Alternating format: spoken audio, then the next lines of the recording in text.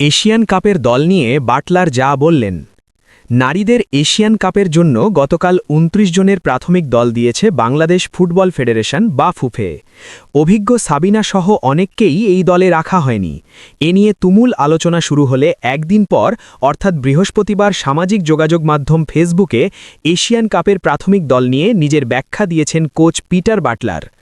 বর্তমানে English coach আছেন নেপালের পোখরায়, সেখানেই আবার তার অধীনে সাফ অনূর্ধ্ব ১৯ নারী চ্যাম্পিয়নশিপে অংশ নিচ্ছে বাংলাদেশ।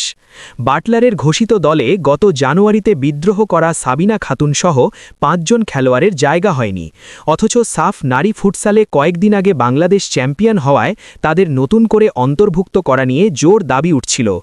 এমন পরিস্থিতিতে প্রাথমিক দল নিয়ে নিজের অবস্থান জানালেন বাটলার। ফেসবুকে লিখেছেন, আমি একটি বিষয় পুরোপুরি পরিষ্কার করে দিতে চাই যে আমি এখনও চূড়ান্ত দল ঘোষণা করিনি। সবার জন্যেই সুযোগ উন্মুক্ত রয়েছে। আমরা বর্তমানে খেলোয়াড়দের নিয়ে একটি প্রাথমিক অনুশীলন দল গঠন করেছি। লিগে পাওয়া চোটের কারণে কয়েকজনের খেলা নিয়ে সংশয় রয়েছে। এরপরই বিদেশে ক্যাম্প করতে না পেরে ক্ষোভ প্রকাশ করে ইংলিশ কোচ বলেছেন, আমাদের প্রস্তুতির জন্য অত্যন্ত গুরুত্বপূর্ণ বিদেশে ক্যাম্প আয়োজন করা সম্ভব হয়নি। তাই আমি নেপালে অনূর্ধ্ব ১৯ দলটিকে পর্যবেক্ষণ করার পাশাপাশি এই বর্তমান দলটিকে ৭ দিনের জন্য মূল্যায়ন করছি। অনূর্ধ্ব ১৯ দলের ১-২ জন অসাধারণ তরুণ প্রতিভা, তারা এএফসি এশিয়ান কাপের জন্য আমাদের বিবেচনায় রয়েছে।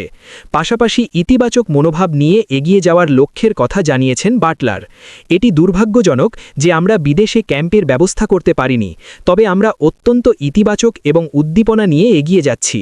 আমাদের একদল রোমাঞ্চকর তরুণ খেলোয়াড় রয়েছে, যারা ফলাফল যাই হোক না কেন বাংলাদেশের জার্সি গায়ে গর্বের সাথে লড়াই করবে।